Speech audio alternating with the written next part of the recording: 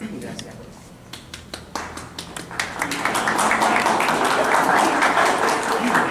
Buenos días a todos y a todas. Gracias por estar aquí. Sobre todo, al principio cuando me hicieron un acercamiento para hacer esta presentación, estuve un poco pensativo, ¿no? Pensándolo, ya que yo realmente no estudié leyes.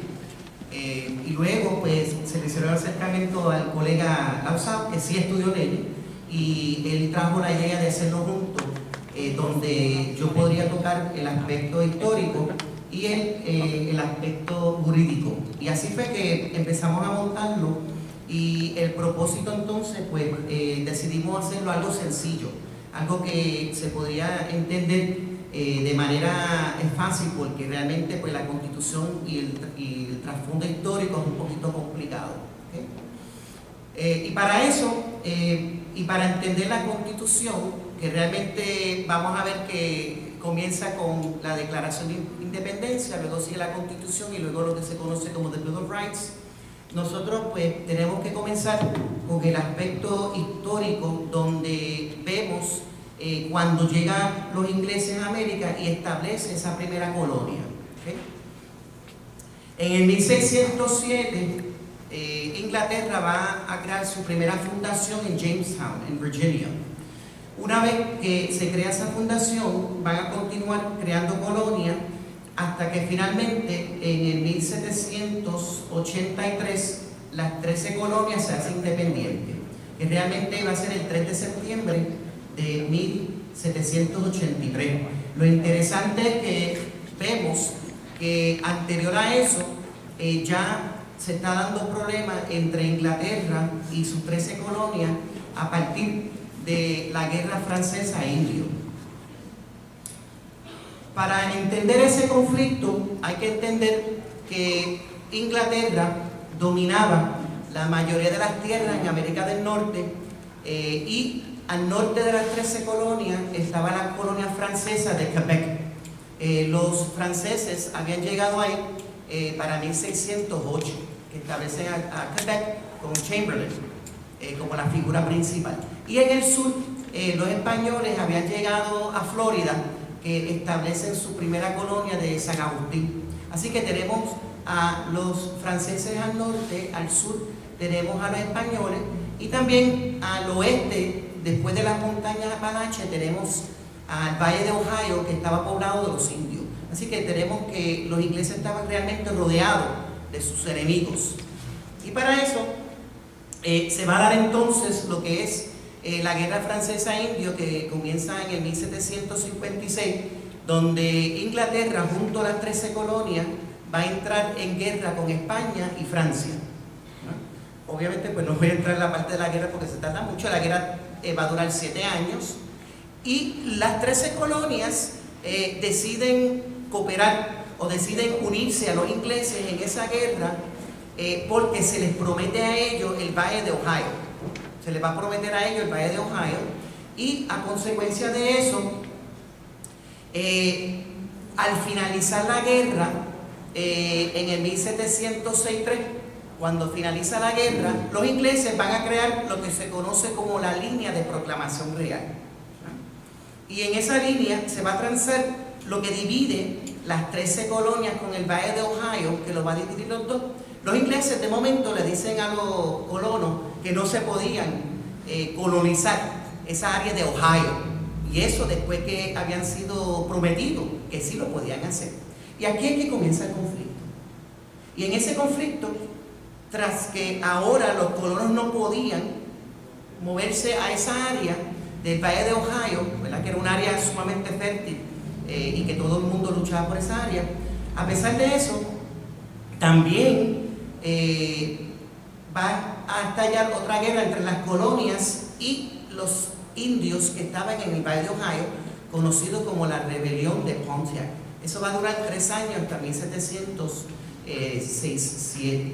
Y durante ese espacio que está pasando eso, los ingleses también le comienzan a imponer unos impuestos a las 13 colonias, con el propósito de mantener unos 10.000 soldados ingleses en las colonias, también para pagar la deuda que habían acumulado durante la guerra, que acumularon una deuda terrible, y también para así bajar los impuestos en Inglaterra. Y las colonias no le gustaron eso, ¿verdad? Que hay un dicho muy importante en inglés, no taxation without representation, no me puedes imponer un impuesto sin representación, ¿verdad? Y los colonos van a comenzar a tener muchos roces, muchos conflictos con los ingleses, a tal nivel de, con la ley de azúcar y la ley del timbre, se elimina por completo. Llega Charles Townshend, que también intenta crear sus propias leyes, que son los derechos de Townshend, donde le va a imponer un impuesto al plomo, al papel y al té. También no va a tener muchos resultados.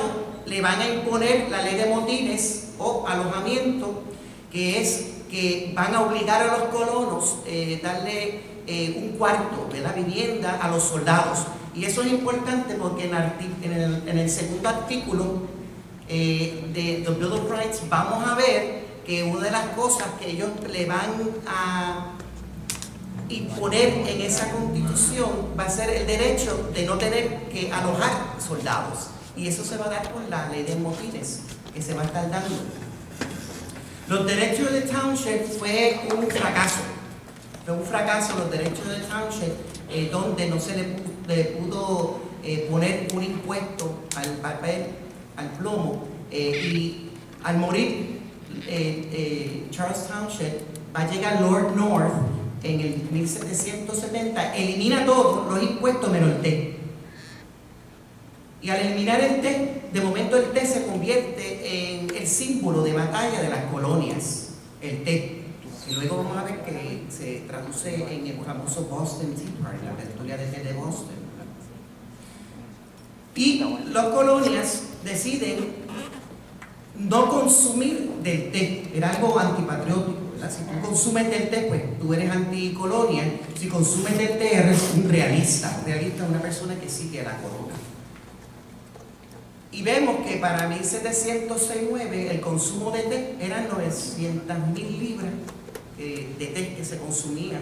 Y al cabo de 3 años, en 1772, baja el consumo a 237.000 libras de té. Así que el té se convierte en el enfoque.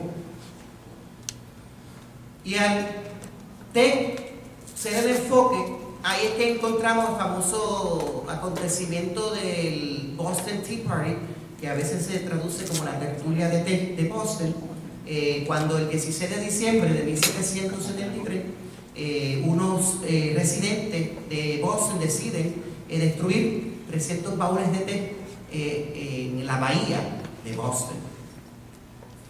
Esto va a causar una molestia por parte del gobierno de Inglaterra, donde ahora se va a imponer unos castigos, no solamente a la ciudad de Boston por lo que había hecho, sino a todas las colonias, por lo que se conoce como las leyes coercitivas o coacción, ¿verdad? Donde ahora no solamente vamos a castigar a Boston, pero también a todas las colonias. La ley del puerto de Boston, la ley de Massachusetts del gobierno, ¿verdad? Y la ley de Quebec, donde sí se le permite a los residentes de Quebec, que había pasado ya a ser colonia de Inglaterra, que sí, esas personas que el 90% eran franceses, sí podían colonizar al Valle de Ohio, pero de las 13 colonias no se podía. Cuando se da ese hecho, finalmente, junto a lo que se va a ver como la tertulia de Boston, junto a las leyes de ecuación, nosotros vemos entonces lo que se va a dar como el primer confrontamiento militar entre las 13 colonias y el ejército de Inglaterra, ¿verdad? Que cariñosamente los colonos se les llamaban las langostas por tener el uniforme rojo, ¿verdad? Así que el general Gage, Thomas Gage, ahora el gobernador de Massachusetts, que era un militar que había sustituido a Thomas Hutchinson, ¿verdad? Que era original de Boston, pero era realista, o sea, pro Inglaterra. El general entonces envía el ejército de Inglaterra, que eran como 700 soldados, mejor dicho, tropas, langostas, y lo envían para enfrentarse a los colonos en Concord, ¿verdad? Que quedaba a 18 millas de Boston, ¿verdad? Sobre todo para confiscar unas armas en un almacén.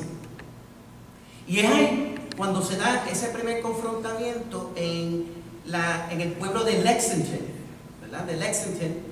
¿Le puede dar el segundo slide? No, hacia arriba. Ahí es donde estamos nosotros.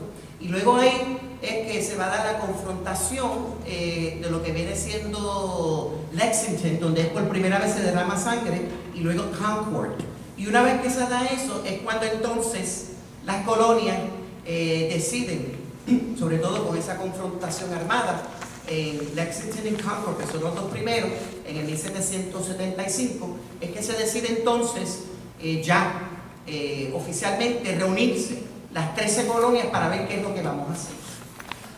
Se va a dar entonces el segundo Congreso Continental en Filadelfia, con 56 delegados de las 13 colonias, y es ahí cuando se decide ya declararse independiente. Claro, había algunas colonias que no estaban muy seguras, pero al fin y al cabo se ven obligados de unirse todos, ¿verdad? Porque la fuerza de la búsqueda, de la separación, se había dado muy fuerte, y es cuando entonces deciden crear el documento, el acta de lo que es la Declaración de Independencia.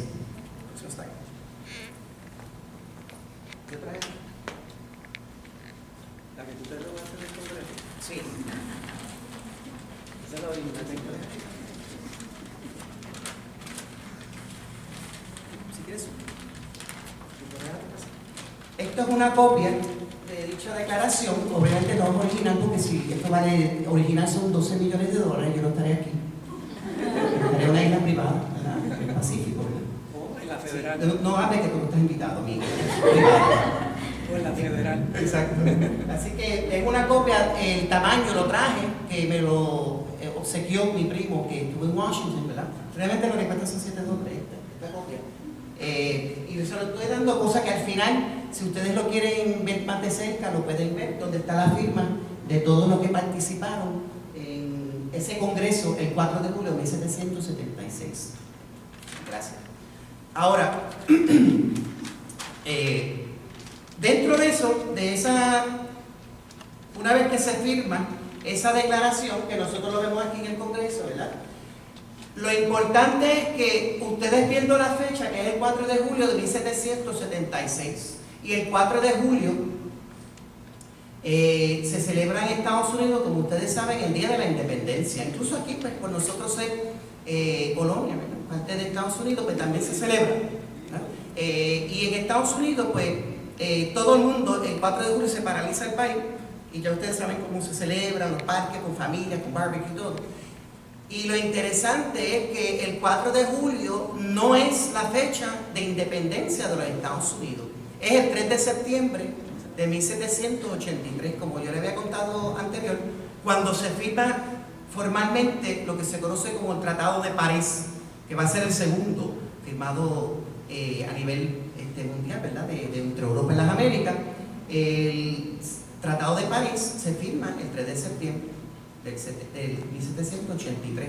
No obstante, se celebra el Día de la Independencia el 4 de julio, y yo estoy casi seguro, no sé, por lo menos 95% de las personas en Estados Unidos, y mucho más en Puerto Rico, no saben que esa no es la fecha de independencia, sino el 3 de septiembre. Sin embargo, por tradición, se celebra el 4 de julio, porque es como quien dice, es cuando nosotros decidimos separarnos, no es cuando usted decide darnos la independencia. ¿Okay? Y esa celebración del 4 de julio realmente se había comenzado a celebrar, pero realmente no se hace oficial muy fuerte, realmente como después del siglo XIX. Al principio no se celebraba, pero no era tan festivo como hoy en día, que se paraliza la nación completa. ¿Okay? La Declaración de Independencia es parte de la Constitución de Estados Unidos. Es el preámbulo, es lo que le da inicio a la Constitución. En ese sentido, la Declaración de Independencia es el documento que explica el propósito de las colonias. Fácil. Así que lo que vamos a ver es que la Declaración de Independencia es el documento que explica el propósito de las colonias. ¿Cuál es el propósito? El propósito es por qué es que nosotros nos queremos separar. ¿Cuál es el derecho que nos da a ser una nación soberana? ¿Verdad? Dejar de ser colonia. Y también explica el por qué se fundan los Estados Unidos, bajo cuáles principios. Así que esa Declaración de Independencia, el documento, copia que yo tengo, que le enseñé a ustedes, realmente es un propósito. ¿Cuál es el propósito de nosotros y en qué nos vamos a basar? ¿Okay? Luego, una vez que se crea ese documento de la Declaración de Independencia, lo que decidieron hacer cada colonia era crear un representante, ¿verdad? Una asamblea constituyente donde cada colonia tenía un representante. Recuerden que eran 13 colonias, así que eran 13 representantes, ¿verdad? Y ellos se reunían en Filadelfia, que era como quien dice la capital más o menos. Y cada uno pues representaba a su colonia y conjuntamente comenzaron a administrar a las colonias.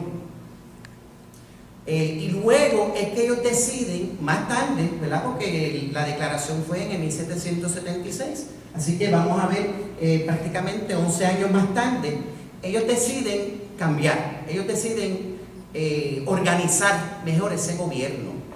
Y yo diría que la palabra apropiada es organizarlo, ¿no? Incluso ellos no sabían si tener un rey, si crear una monarquía, ellos no sabían realmente en qué base, ¿verdad? En qué es lo que iban a hacer. Y para eso deciden entonces crear la Constitución, porque como yo les dije a ustedes anterior, ¿verdad? Que se va a crear nuevamente la Declaración de Independencia para el propósito. Ahora se va a crear la Constitución porque es el documento que organiza ese propósito. Así que la Constitución va a organizar el gobierno de los Estados Unidos, ¿verdad? Es una organización. Y en esa organización se va a crear las 3 ramas, que luego más tarde pues, va a ser copiada por otros. Incluso va a inspirar sobre todo la Declaración de Derechos del Hombre de Francia de 1791, ¿verdad? Los franceses lo van a utilizar después de la Revolución de 1789. Dura poco porque luego llega Napoleón. Y ahí es que entonces se va a organizar la Constitución en 3 partes. En la parte ejecutivo, donde viene siendo el presidente de los Estados Unidos, la parte legislativo, que viene siendo el Congreso y el Senado, y la parte jurídica, que es el Tribunal Supremo, ¿okay? Que todavía está intacto y todavía está funcionando, ¿no? Y la Constitución de los Estados Unidos, que se va a ratificar el 17 de septiembre de 1787. Entonces, para el próximo. Y esta es la Constitución de Estados Unidos, que comienza con We the People, nosotros, la gente, la ciudadanía. La Constitución de Estados Unidos son 4 páginas. Son 4 páginas. Esta es la primera. Yo no puse las 4 para no tener, o sea, para que no hay slide por slide, ¿okay? Pero por lo menos hacerlo, por lo menos presentar la primera página. Y en esta primera página, que se va a ver en las demás páginas, por ejemplo, en esta primera parte aquí, todo esto tiene que ver cómo es que se va a organizar la parte ejecutiva, ¿verdad? La parte del presidente como tal, cada rama. En la segunda página, pues explica, la segunda y tercera página, explica la legislativa, cómo se va a organizar. Y luego, la última parte, pues cómo se va a organizar el Tribunal Supremo. Son 4 páginas, y en esas 4 páginas te explica cómo se va a organizar cada uno. Y dentro de esos artículos de la Constitución, nosotros vamos a ver que van a ser 7 en total, donde el primero es el poder legislativo, ¿verdad? De cómo es que se organiza la parte del Senado y el Congreso. El artículo 2 es el poder ejecutivo, cuáles son los derechos, los poderes del presidente de Estados Unidos. Luego el poder judicial, que es donde se establece el Tribunal Supremo, que es sumamente importante porque mantiene un balance, ¿verdad? Y este balance entre lo legislativo, ejecutivo y judicial se hace con el propósito para crear un balance de poder, para que nadie se pueda ir por encima del otro. El presidente de Estados Unidos tiene que regirse por la Constitución de Estados Unidos, no se puede ir por encima de la Constitución, a modo de ejemplo, ¿verdad? Y el Tribunal Supremo tiene que seguir lo que dice la Constitución, no se puede ir por encima de eso. Y luego tenemos los poderes del Estado, donde demuestran cuáles los límites de los Estados Unidos como nación, los procesos de enmienda, cómo se puede crear los cambios. También tenemos la aclaración de términos, cuánto tiempo puede estar en el poder, que se va a dar, sobre todo que había hablado con el profesor Lausao del término, eran 2 años, porque el último presidente que era Roosevelt, que había ganado 4 años consecutivos, ¿verdad? De 33 al 40, hasta que muera el 45, ¿verdad? Y luego dice, espérate, vamos a tener que cambiar eso. Y luego, también el artículo 6, supremacía de la Constitución y las leyes federales, y la ratificación. Yo les dije a ustedes que eran 3 partes. La primera era la Declaración de Independencia, luego viene la Constitución, y por último, the Bill of Rights. Y the Bill of Rights son la carta de derechos que nos dan a la ciudadanía, a nosotros. Es el nombre colectivo que se dará las primeras 10 enmiendas. Son las primeras 10 enmiendas que se va a dar a 4 años más tarde de que se va a crear la Constitución. Son unos cambios que se van a dar, y esta enmienda garantiza una serie de libertades personales. Esto es para nosotros, para la ciudadanía como tal, porque la Constitución realmente está hecha para cómo es que se organiza el gobierno, y en esta parte, que es la tercera, se crea para ver cuáles son nuestros derechos como ciudadanos. The Bill of Rights es solamente una página, sencillo. Es bien bonito cuando uno lo puede observar, ¿verdad? Porque obviamente yo no lo tengo, pero que no tengo copia, pero si lo van adentro y lo ven, es algo sencillito, es la última parte, es la página más pequeña y con menos palabras, pero sin embargo es la más importante porque es la que nos protege a nosotros como ciudadanos. Y para eso, en esa declaración de derechos es la que nosotros vemos la libertad de expresión, de prensa, religión, asamblea pacífica y petición del gobierno. Es lo que le da el derecho a usted de poder expresarse. Yo no voy a ir uno por uno, pero sí quiero hablar de algunas. Por ejemplo, derecho a las personas de portar armas, donde en Estados Unidos se está dando esa batalla fuerte todavía, el derecho de portar armas, que quieren crear unos cambios, unas enmiendas para tratar de limitarlo un poco, ¿verdad? Pero usted tiene el derecho de portar armas, y eso realmente se está dando porque después de la independencia todo el mundo portaba armas. Incluso ya durante la guerra de independencia prácticamente ya todo el mundo tenía armas, era algo normal. Y la tercera, la más que me interesa a mí, o me está interesante, ¿verdad? Y es donde es la protección contra el alojamiento de militares. Y eso se está dando a resultados de lo que es la ley de motines de 1767, que yo les dije a ustedes, que ellos le obligaban a los colonos a alojar a los soldados. El soldado llegaba a tu puerta, esta es la residencia que me dieron, y le tienes que dar un cuarto, alojamiento, y a las personas no les gustaba eso. Entonces, con esa experiencia fue que trajeron el artículo 3 de protección contra el alojamiento de militares. En otras palabras, si el gobierno de Estados Unidos en 2018 llega a tu casa y le dice, mira, que este soldado se tiene que quedar en tu casa obligado, tú dices que no, porque la enmienda 3 me protege en contra de eso. ¿Ve cómo es una protección, ¿verdad?, para la ciudadanía? Así que los demás, pues, prácticamente se explica por sí solo. Juicio civil por jurado, eso es bien importante, importantísimo. No eres culpable hasta encontrado culpable. Eso es sumamente importante, la más que nos protege a nosotros, sobre todo contra el sistema judicial. Y los demás, pues, se explica por sí solo. ¿Okay? Le quiero dar las gracias por su atención. Yo sé que el tiempo es corto, y quiero darle la bienvenida al profesor Lausao. Gracias.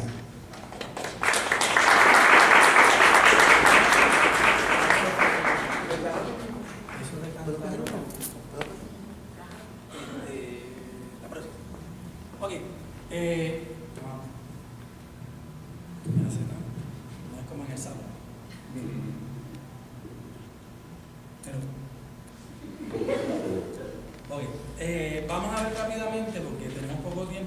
ustedes se ponen ansiosos. Vamos a la cuestión de los primeros 3 artículos, que son los que se ocupan de la creación del gobierno, ¿no? Como el compañero Luis Pérez dijo, hay un preámbulo que comienza con "We the people", y me gustaría comentar un par de cosas sobre eso. ¿Esto se oye? ¿Yo no me oigo? Okay. Esa frase, "We the people", usualmente se entiende como nosotros como el pueblo, ¿no? Esa idea de más moderna de todos, ¿no? Pero cuando vamos a ver quiénes son los personajes que están en este proceso de creación de este nuevo gobierno, vemos que se trata de una élite, y una élite que quiere tener el control de su poder sobre el resto del pueblo. Y vamos a ver cómo a través de la misma Constitución van estableciendo esos controles, de tal manera que esta idea de democracia que nosotros tenemos hoy en día no es exactamente lo que ellos están pensando. Por un lado eso. Por otro lado hay una frase más adelante que dice algo así como buscando un mejor modelo, una mejor unión. Y eso debería de traernos a la atención mejor modelo en relación con que si la Constitución está buscando justicia, ¿no? Pues entonces, ¿por qué un mejor modelo de justicia? Y es que antes de que tenga Estados Unidos esta Constitución, tiene otra, que es la Acta de Confederación. Y esa Acta de Confederación había presentado unos problemas en términos de que como confederación no requería de mayor intervención con los estados. Los estados tenían más libertad, soberanía y más poderes, pero en ese proceso se les crean a ellos una serie de problemas, como por ejemplo, cada estado tenía su propia moneda, y eso genera entonces una serie de inconvenientes en el intercambio de un estado a otro. Un estado podía reclamar de que no iba a reconocer la moneda de otro estado, cosas como esa, o cuál era el valor equivalente de un estado a estado de una moneda. Ese tipo de cosas es lo que los lleva entonces a replantearse el problema, y en ese sentido se supone, ellos se reúnen en Filadelfia con la intención de corregir esas actas de confederación, pero terminan creando todo un nuevo proyecto que es la Constitución que ustedes conocen, ¿okay? Así que ese es lo que hay detrás de ese preámbulo. Ahora, como dijo el compañero Luis Pérez, los primeros 3 artículos se ocupan de la estructura de ese nuevo gobierno, dándole más poder a un gobierno central, federal, que no lo tenía en las actas de confederación.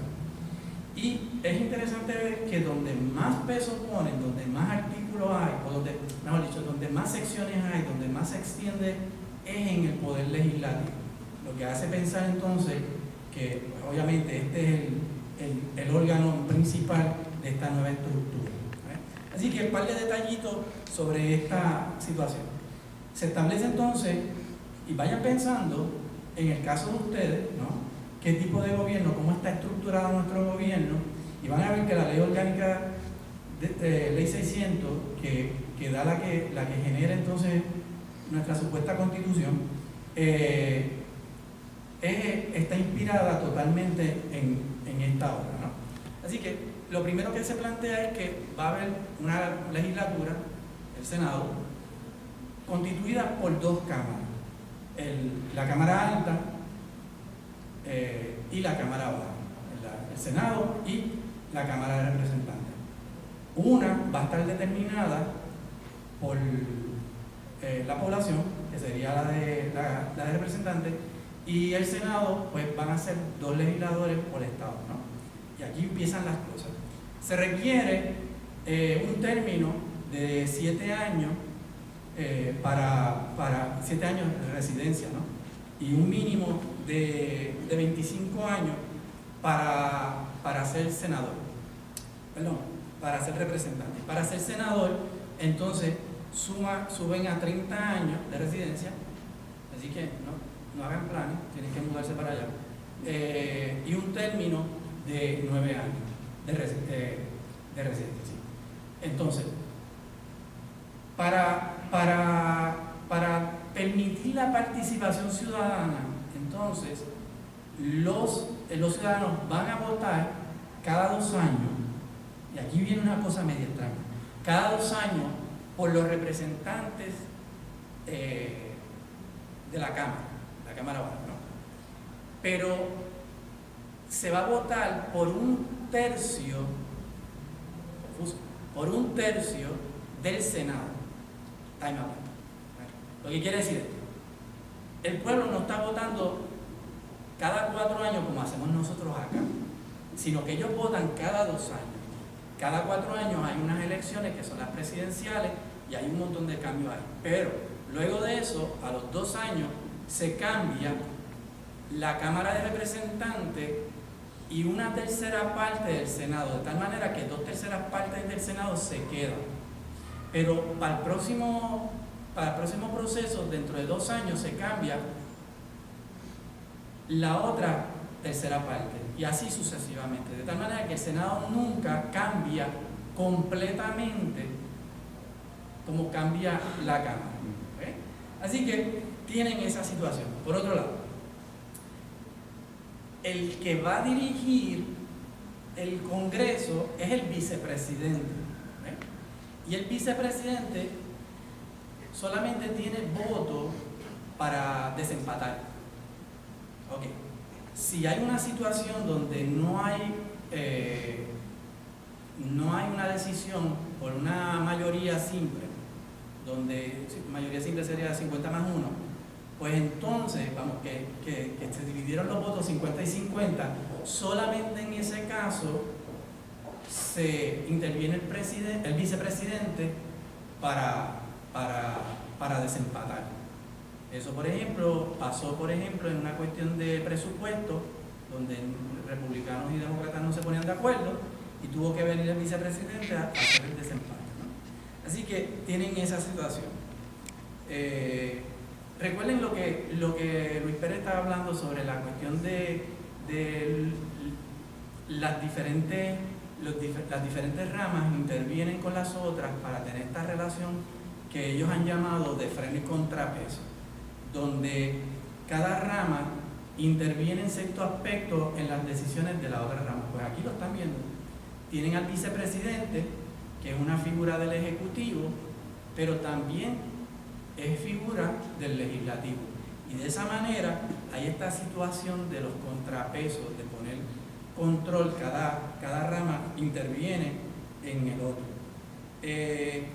En cuanto a los compañeros de bioética, les quiero comentar que en ese primer artículo, entre los poderes que hay, el Congreso va a ocuparse en la sección 18, se va a ocupar de promover las artes y la ciencia, y lo va a hacer a través de patentes. La idea es de estimular que científicos y artistas produzcan protegiendo sus derechos, unos derechos, bueno, después vamos a decidir que son económicos y morales, y esto está establecido en la Constitución como parte de las funciones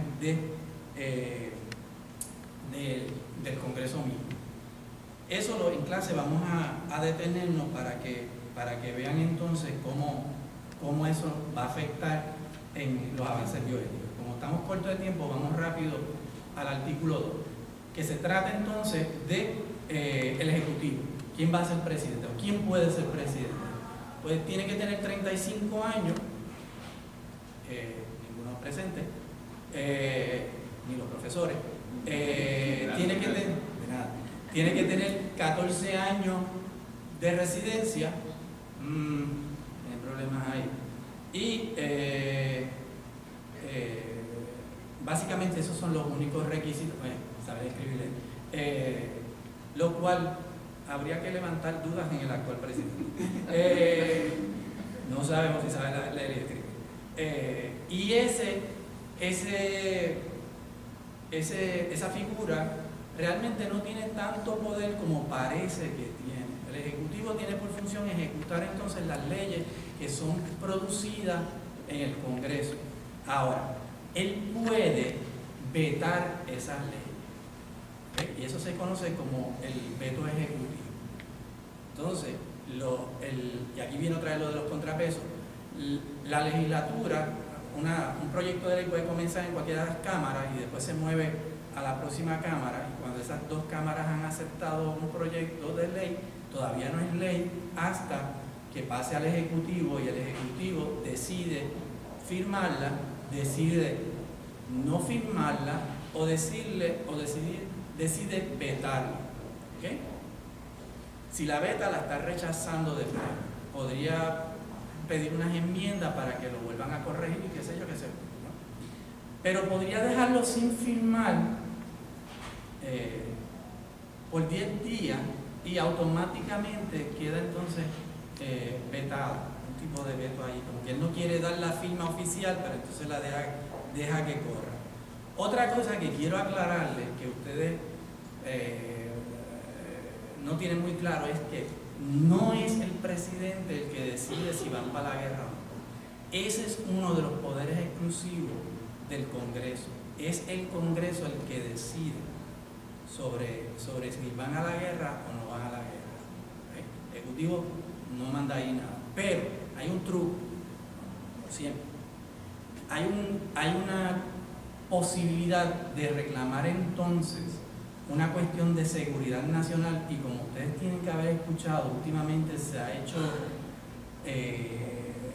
utilizado en exceso por los últimos presidentes, de que es una cuestión de seguridad nacional y allá intervienen en un lugar sin un proceso de declaración de guerra.